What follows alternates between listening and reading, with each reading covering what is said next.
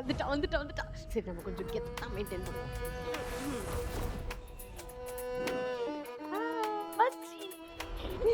என்னடா நம்ம ஒரு கெத்தா மெயின்டைன் பண்ணணும்னு நினைச்சா இவ்வளோ பட்டுன்னு கட்டி பிடிச்சாச்சு. இருக்க நல்லா இருக்கேன். காலேஜ் டேஸ் மாதிரி ஒரு மாதிரி சூப்பரா ஃபன் பண்ணிட்டு ஜாலியா இருந்தது. கரெக்ட். லௌகீக வாழ்க்கை வந்து லவ் பண்ணும்போது வீட்டுக்கு தெரியாம சுத்திட்டு இருந்தோம். இப்போ வந்து தெரிஞ்சு சுத்துறோம்.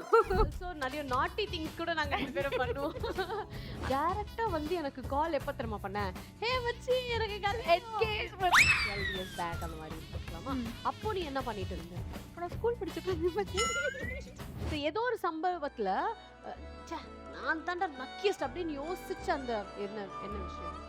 என் மேரேஜ் டைம்ல கால் உடைஞ்ச போது தான் வந்து என்னோட ஹனிமூன் போயிட்டு வந்து அடுத்த நாள் அட பாவிங்க. இங்கேருந்து அங்கே தான் ரெஸ்ட் ரூம் இருக்கும். பட் ஆனால் இங்கேருந்து நாங்கள் போகிறதுக்கே ஒரு 20 மினிட்ஸ் ஆகும் எனக்கு. அம்மாவுக்கு ஃபோன் பண்ணுறேன். அம்மா வந்து ஆக்சிஜன் லெவல் அப்பாவுக்கு ரொம்ப குறைய ஆரம்பிச்சிச்சு வயசு. டாக்டர் வந்து கிட்னிக்கு போகிற ஆல்புமின் எல்லாம் ரொம்ப கம்மியாயிடுச்சுன்னு சொல்லியிருக்காங்க அப்படின்னோடனே எனக்கு ஷோவில் இருந்து சொல்லிட்டு வரவும் முடியல. I was like okay show முடிஞ்சோன்னு நம்ம கிளம்புறோம். வாஸ் லைக் எதுவும் ஆகிடக்கூடாது. நான் கடவுள்கிட்ட ப்ரே பண்ணுறேன், எல்லாம் பண்ணுறேன். பட்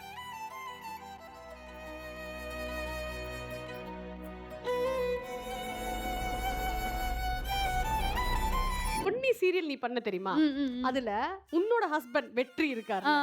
அவர் உனக்கே அண்ணனா நடிச்சிருக்காரு. இந்த கஷ்டத்தை எங்க போய் ஒரு பொண்ணு அழுவா?